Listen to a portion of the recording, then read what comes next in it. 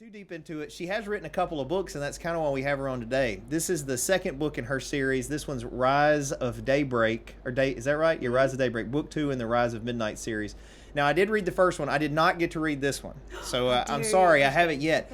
But I was just talking to my wife about you and the books, because one thing I'm impressed by is that you actually wrote this much. Like, these are very dense books. So how long did this one take you? The second one, not like the first one, I think took me 2 years. It came to me so differently than the first one. It was almost instant. I knew what was going to happen, and as I was laying out each chapter, I just knew what was going to happen in every chapter, and it was way different than how the first one came along to me, because that, obviously, I know that took several years, but I don't know what the difference was. It literally was a God thing. It just started flowing at me and coming at me, and I was like, whoa, I need to start writing this down right now.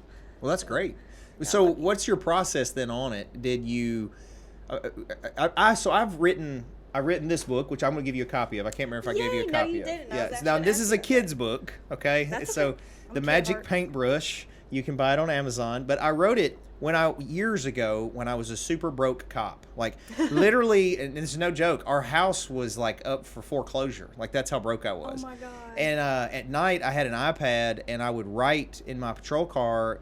I read to the kids every day, every evening before I went to work. I worked midnight shift, and they love books. Like, that was one of our rules, is they didn't have a lot of toys, but they'd have a lot of books, right? So anyway, midnight shift, I was stressed over stuff, and I had my iPad, and I was writing a book to my daughter, to Jade, because this is about my daughter, Jade. And then she and I would kind of read it together, and she'd talk about things in it, and so the story kind of developed with she and I as father-daughter type thing, right? But anyway, this took years for me to get to a format, a size, and everything that I could publish. So, and you can see it's not, it's a kid book, like, second, third, fourth grade, something like that.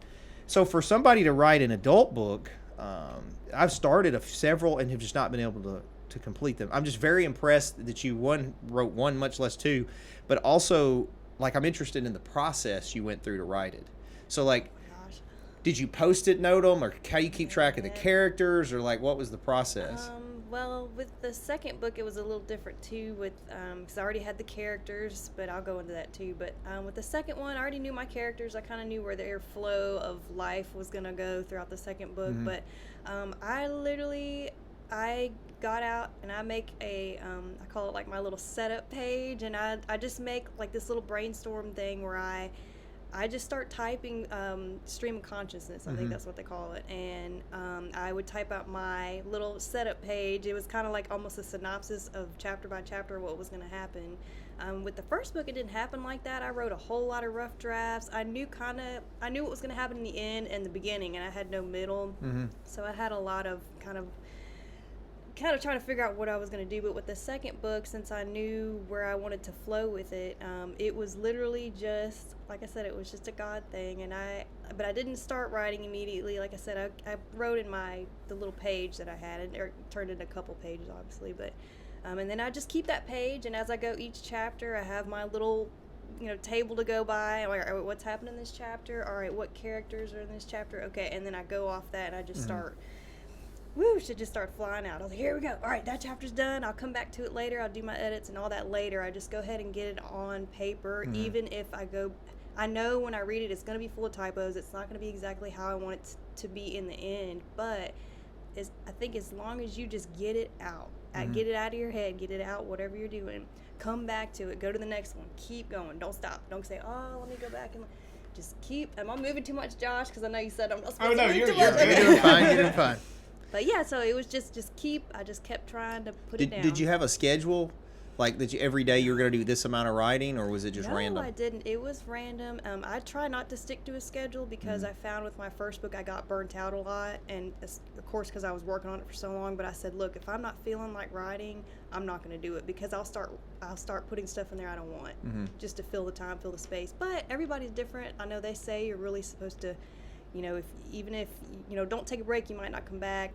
I guess I see it different, to where I'm like, I'm going to take a break. I know I'm coming back. I just need a refresher, or I need some inspiration. I don't want to just sit down and start writing stuff, because it won't be good. It won't be. I know some people can do that. I can't. So. Yeah, I think so I've read about John Grisham and horror guy. Stephen King. Stephen Stephen King. King. And Stephen King's process, and both of them, John Grisham, for example, gets up early and writes for X amount of time in the morning, like every morning, Really? religiously. That's a gift. That's what he does every morning. He's like, that's my job, that's what I do. He gets up, that's what and then he has the whole day to do whatever else. And Stephen King is similar, but he would kind of go into, go off somewhere, and I know I read Matthew McConaughey's book recently, Green Light. Have you read that? He wrote a book. It's very That's good. Awesome. It's actually more about like life lessons he's learned.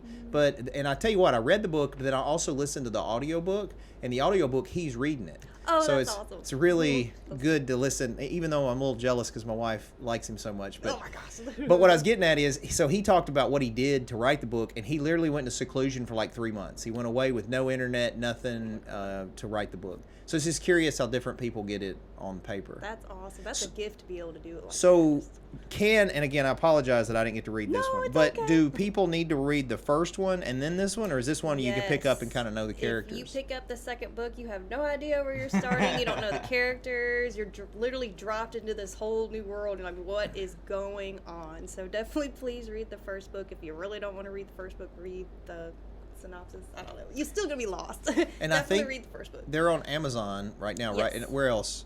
I'm working on Barnes and Noble right now, Okay. so that might be a little bit of a process. And they search Rise of Midnight or your name, either one, or Rise of Daybreak, I guess, and yeah, it can come up. you can do Rise of Midnight series. I guess I think they'll pull up if you do it that way. But yeah, if you put in my name, it'll pop up. But So just in case people didn't watch the first, when you were on about the first book, give them sort of a synopsis of what it is, what the characters are, what they can expect in the book.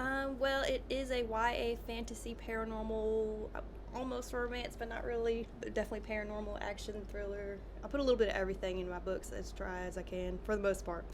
But it's about a 17-year-old girl named Autumn, and she is kidnapped by a group of individuals, and they tell her that they're vampires, and the reason they've kidnapped her is because she is the reincarnation of like their elder leader from hundreds of years before, and who was a powerful vampire caster. And the reason they brought her in is because they need to use her to help them send a demon back to hell who was her former murderer. And they know that she's got these powers she has to awaken and all this stuff. And so it's kind of about her and the vampires. She's having to come and live with these vampires. And obviously there's a little bit of a love story. I'm not going to ruin that. But and then the second book is a continuation on from the first, everything that goes on in the first book. It literally, you don't miss a beat. I think the second book picks up like 2 months after the first book ends, so you don't really miss anything. But the second book goes more deeper into, there are other forces going against the vampires after this, and against the world really, and so it's another kind of adventure with the vampires in Autumn. And so how many do you plan to have in the series, or do you know? I have a third one in the works, and that will probably be it. I don't, unless it just comes at me again. I don't really see the characters going anywhere after the third book.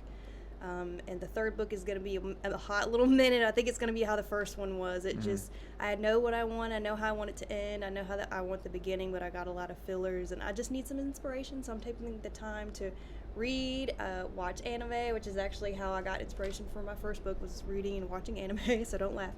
But so I'm trying to do that until it just starts coming to me, because I tried to sit down and start writing, and like I said, when I was sitting there, I'm just like, nope, I can't do it. I don't want it. I'm like, no, I'll put that aside. I'll come back to it when I'm ready. So